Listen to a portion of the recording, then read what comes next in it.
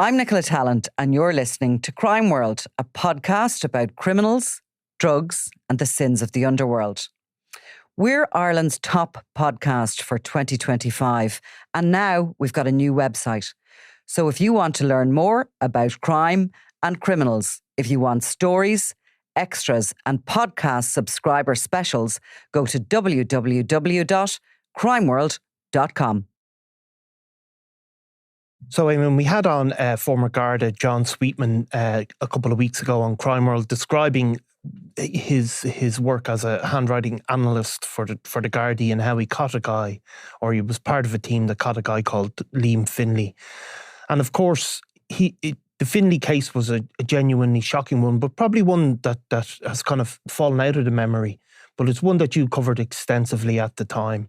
And he even, in his letters, he describes himself as the beast of all sex beasts. I mean, really, really frightening stuff. And you've, a bit of information about him due out next year. I suppose tell us why Liam Finlay is behind bars, really. Yeah, it was a very unusual case, and we covered it back in 2018 and 2019. There was an original sentence hearing, and then it was a year before all the reports were done, and it was Justice Keenan Johnson who sentenced him to 15 years with 3 suspended. So he got a 12-year sentence, and it was backdated to when he originally went into custody in 2017. So he's due out in about another 6 months, serving his time in Arbour Hill, and he was. What happened was these anonymous letters over a period of time from 2015 until his arrest in 2017 were being sent to various places, including Garda stations in Tullamore and Birr, and also then to the IT in Athlone, and as well to 2 secondary schools in the area. And these were really long letters, sometimes 20 plus pages, full of handwriting, A4. With lots of, photographs, some of them pornographic, stuck to it, glued to them. And they went into these, extensive and highly detailed fantasies or threats, as they initially thought, of he was going to kidnap, torture, rape, and then kill girls and teenagers. And there was a pattern of escalation. And at the time, there was a real race against time to figure out if this guy is real or not, and was he posing as a danger to young women in the Midlands area.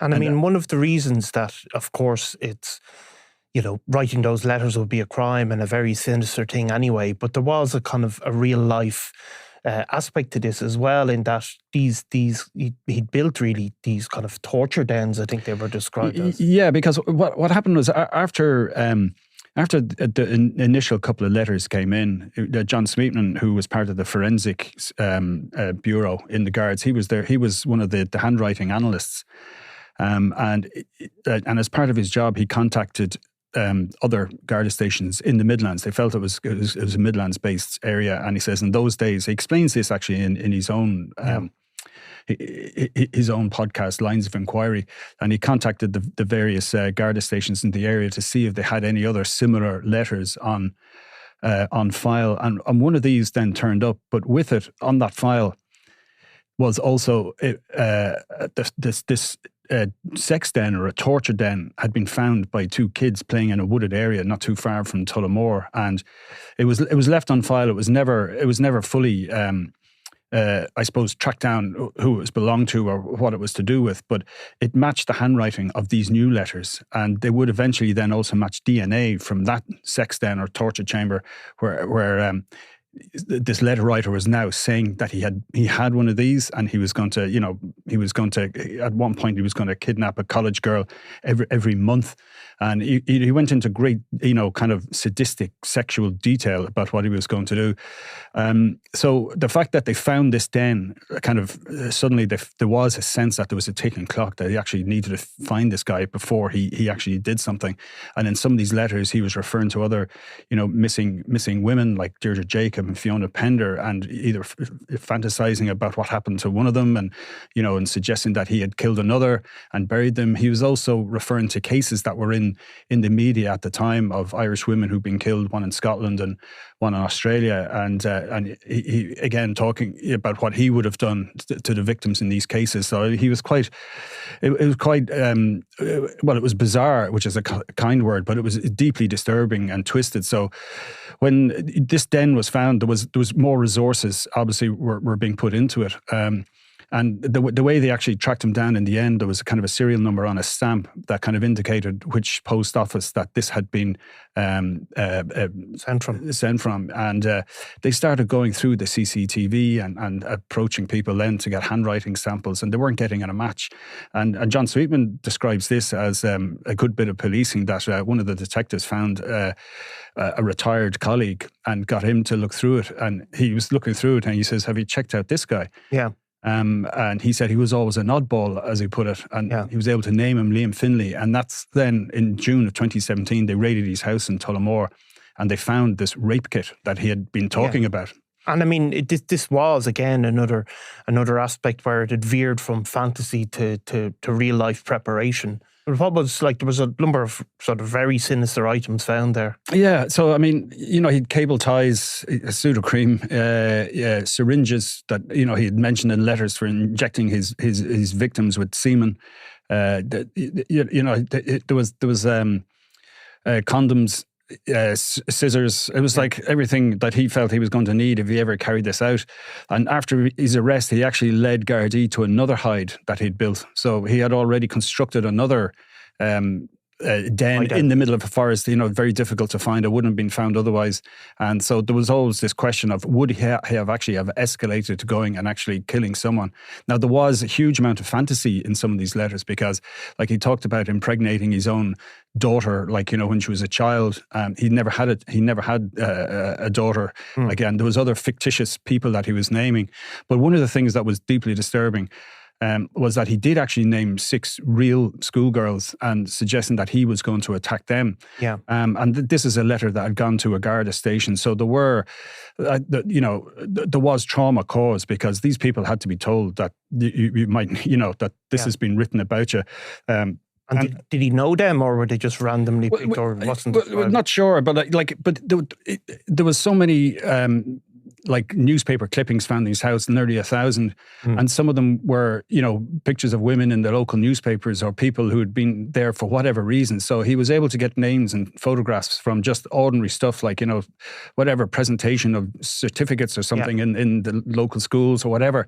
And he was able to put these things together, presumably then using that to try and, I suppose, he was obviously getting a kick out of this. I mean, there was a huge amount of effort going into these letters. They were very long, very detailed. So that was part of his buzz. I mean, he was actually, one of the psychiatrists diagnosed him as suffering from a sexual sadism disorder.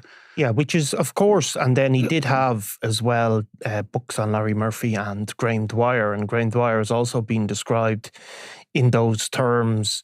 I mean, that sadomasochism, I don't claim to be an expert on the diagnosis, but it really means the somebody getting pleasure out of inflicting pain on somebody else in a sexual manner. Really. Yeah. And again, and I suppose that was, I suppose the rape kit was kind of an indication of that when that was found in the house, along with the books on Graham Dwyer and Larry Murphy and cuttings as well. Like, he was following these cases quite closely. So that, it very much confirmed that, straight away they knew they had the right man.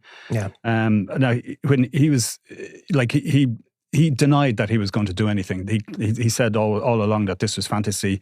But at the same time, the idea that he had actually built 2 of these hides that he was supposedly going to bring his victims, counted very much against him in terms of that there was an element of premeditation. It wasn't like this was a sort of, a sudden emotion that takes him over. This was something that he thought about and worked at. I mean, the amount of product that he produced, And I mean, I think we have the only picture of him that people can go on to crimeworld.com and see, or maybe on the front of this podcast. But he's an unremarkable looking sort of guy. He would have been, at the time, was he in his mid-40s? I think he's in his early 50s now. Yeah. Had he, like, was there any background on him, or had he? There was a bit. I mean, he worked as a builder on and off, and that was actually the only time the psychiatrist said that they found that he actually mixed with his peer group, with people his own age, was when he worked. That was his only interaction with other people. Otherwise, he was, he lived a sheltered life. It was very socially isolated. They said that his mother died in 2015, and that affected him. And again, this was actually as well, I think, in the governor's report from prison at the time. And he'd been living in this house where his elderly father was living at the time. So he was very much kind of difficulties with social engagement, I think was the way they put it, and possibly on the autism spectrum as well. So they do like to throw those things out, possibly on the autism spectrum. But I mean, it's not then again, some people would find that, not correct. You either are or you aren't, and it shouldn't be put forward as an excuse for those sort of crimes anyway. But that's neither here nor there. I mean, he was obviously, if the local guard was able to say he was an oddball, he was one of, I mean, he fits this kind of quite a stereotyped sort of. In a way, I mean, very much so. And I mean, one of the psychiatrists did say that he, come to the conclusion that he was at a significant risk of reoffending. Yeah. I think that particular report, along with the fact that he'd built at dens, kind of influenced Judge Johnson's the way he constructed the sentence, which 12 years is quite a long time for effectively what was possession and distribution of child abuse material. He wasn't actually charged with making threats or anything like that. It was very much kind of the letters he'd written described paedophilia and necrophilia. He was talking about abusing the dead bodies of his victims. I mean, it's like John Sweetman, when he wrote when he spoke about it in Lines of Inquiry, he said it was really deeply disturbing, and it was one of the worst kind of examples of this sort of this type of behaviour that he'd seen. It was quite that bad. Yeah, and I mean, I think there's a recognition that if somebody goes to these lengths, how dangerous they are. But you're right, of course, that people get caught with, the offence is called possession of child sex images, is how we describe it now. But many of those people get suspended sentences. It's always a point of public controversy. So this would be, I presume, up to the very maximum of what somebody can get. And it was, I suppose, in his case, it touched on, what is the acronym that's used in real life? It's IRL, on the computers. Now, he was quite the opposite. There was no electronic devices in his house, no computer equipment. It was all literally cut and paste, cut from pornographic magazines and from newspapers, the pictures that were kind of, peppered through all these letters that he wrote. But he did have an impact in the real world as well. I mean, there was 6 impact statements that were handed into the court, and Judge Johnson spoke about them at the time, and about the fear of abduction. That the girls, at a time when they should have been thinking about doing their leaving cert or going through school, that they had to do this, and they talked about in their victim impact statements about the impact on their well-being. They felt that they were being stalked, and the judge said he had destroyed the sense of safety which the girls had a right to feel when they were at school and just going about their life as ordinary schoolgirls. And he said that while Finlay had kind of, it was said in court that he was now ashamed and remorseful, but he said that the fact that this kind of behaviour that went on for 21 months in regards to these charges, but they went on for longer than that, because we know that he built the previous den, or he was linked to that. Yeah. So he said that indicated a strong level of premeditation and planning. He also described it as the most bizarre, extreme and disturbing case that he'd ever had to deal with. And he likened it to something from a Stephen King novel or a horror film. And that's actually something that John Sweetman mentions as well. He said it was like reading, something from a. Well, I've actually just been watching movie. Mr. Mercedes. I don't know if you saw it on Netflix, which is a Stephen King adaptation. There is a character very, of a similar bent, living in a basement and harassing people. Well, digitally in this case. I mean, those types of people.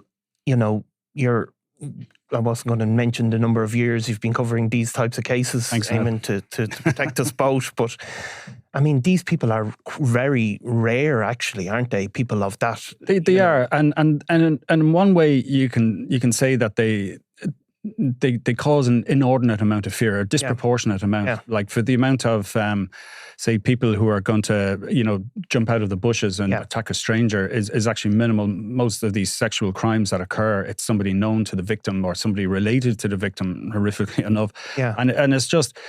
But I suppose it's something that's always out there. It obviously goes right back to, I don't know, folk memory. The fear of the bogeyman, the fear of something sinister out there, and I suppose some people like that thrill of I'm the bogeyman. I'm the one who's going to scare all the children. I'm going to be the one who scares all the people, like who aren't able to rationalize their way through this. But there is a fear though that somebody like this, could he have ever escalated? He said he wouldn't. Yeah. But the second sex den he built was like 6 weeks before he was arrested. So he was in the midst of writing all these letters, going through a spate of making these unspeakable threats and, and detailing these horrible fantasies that, and then he goes out and he builds this hide where he's telling the readers of these letters that this is where he's going to bring, and he's going to rape and torture and prolong people for as long as they can before killing them and then abusing their bodies. He's just... Yeah, and these guys, of course, they have a thing of escalation, don't they? That the fantasy starts off in their own minds and then they take a step to make it real, say, for example, writing it down, and then they take a step further, posting a letter. And obviously that would be the big fear with somebody like that he's on that inevitable road to... Yeah, I mean, there is always that worry. And I mean, in this case, you would have to take it seriously, especially when individual, teenagers have been singled out by someone anonymously. I'm sure most investigators will kind of think, well, look, this is just some nut job or an oddball, who's at work here, and we probably do need to nail it down who it is and tell them off, or bring whatever charges against them. But his material was so disturbing that, it really was an unusual case in that sense. I can't think of any other quite like it. And I remember at the time when we were writing it, it was kind of like, are you sure this is right? Yeah, there was an element of... well, because it sounded so, just so extreme. And then I think as well, because of where it wasn't in the Central Criminal Court, so it wasn't even being picked up fully, I think, as well. We picked up on I think it would have been the Tullamore Tribune that would have first reported it, and then we got down for the final sentence hearing.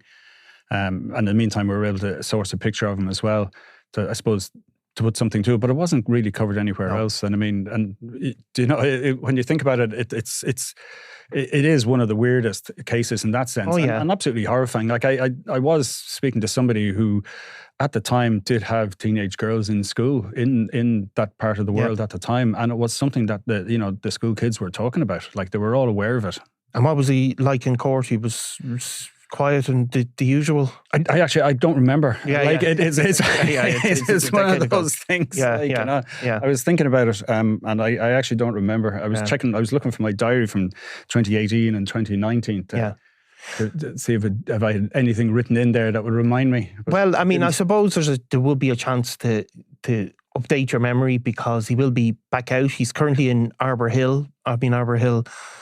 I mean, I don't know if every prisoner in Arbor Hill is a convicted sex offender, but certainly the majority. There'd be a lot of kind of older, I suppose, what would be considered more stable people serving lengthy sentences. There'd be various murderers and sex attackers, sexual offenders who would be in there. Yeah. But he'd be out then next year. I mean, what does society do with a guy like that? I mean... Well, that's always the question. I mean, when he was sentenced, but the fact that there was 3 years of his sentence suspended means that he will be under the probation office or the probation service supervision for that time.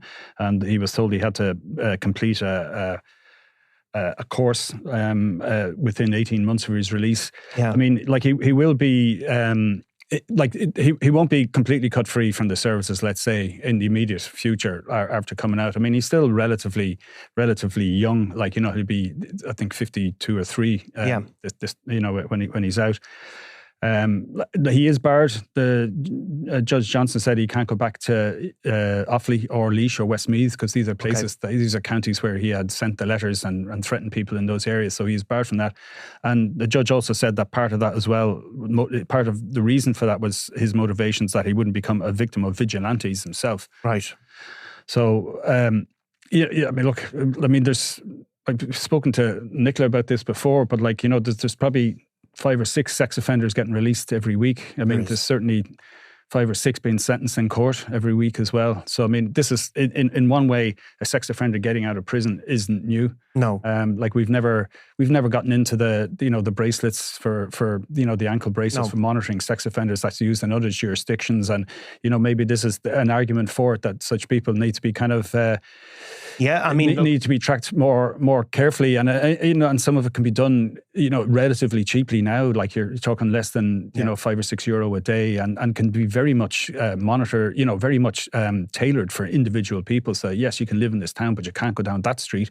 No, and it'll flag it up because there's a school or a kindergarten or whatever it is, or pubs on that street, and they're not allowed to drink. You can tailor-made these are very specific. So I mean, I don't know why we don't have that technology in Ireland. We've been really slow to do it. Yeah, I mean, I think the legislative bit is something that they've certainly had discussions about making a catch up with the technology, and certainly it does seem to be used effectively elsewhere. Okay, Eamon, well, it's a genuinely, when you look back on it, and I remember it at the time, genuinely shocking stuff. So we'll come back to it again, maybe when he is back on the streets, and see how he's getting on. Thanks, Eamon. Always a pleasure now.